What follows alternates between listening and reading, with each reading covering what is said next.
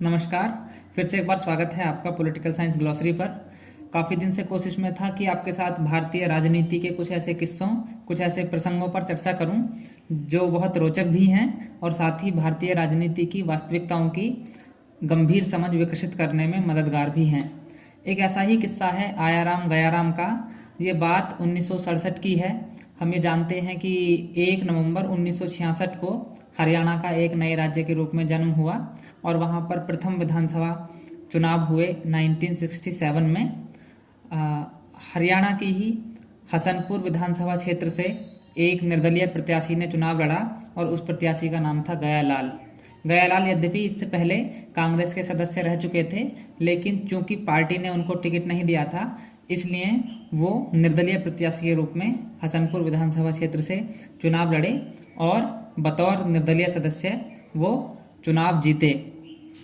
चुनाव जीतने के बाद जो सिलसिला शुरू हुआ उनकी दलीय निष्ठाओं में परिवर्तन का, वो बहुत रोचक और मज़ेदार है। घटनाक्रम कुछ इस प्रकार से हुआ कि निर्दलीय विधायक के रूप में चुने जाने के बाद उन्होंने कांग्रेस की सदस्यता ली, लेकिन थोड़ी ही देर बाद उनका मन बदला और फिर वो यूनाइटेड फ्रंट यानी संयुक्त मोर्चा में चले गए। वहाँ पहुँचने के तुरंत बाद फिर उनका मन बदला और दोबारा से वो कांग्रेस के सदस्य बने। जब इस बार वो कांग्रेस के सदस्य बने तो उस समय एक नेता थे राव वीरेंद्र सिंह।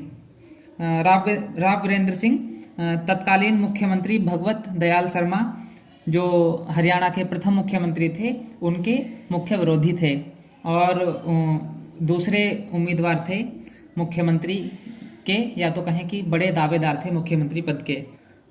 राव वीरेंद्र सिंह गयालाल को चंडीगढ़ लेके गए और वहाँ पर एक प्रेस कॉन्फ्रेंस में उन्होंने गयालाल को दिखाते हुए कहा कि गया राम अब आया राम है।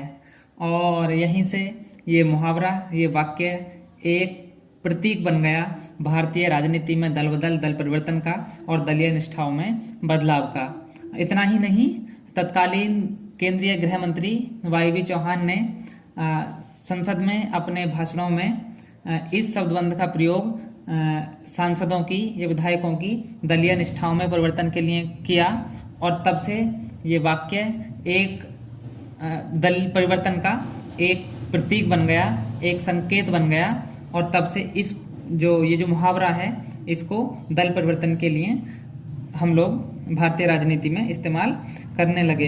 ये जो मैंने बताया, इतना जो जल्दी जल्दी जो दलीय निष्ठाओं में परिवर्तन गयालाल की हुआ, ये एक पखवाड़े के भीतर हुआ और एक पखवाड़े में उन्होंने 3 बार दलीय निष्ठाओं में परिवर्तन किया।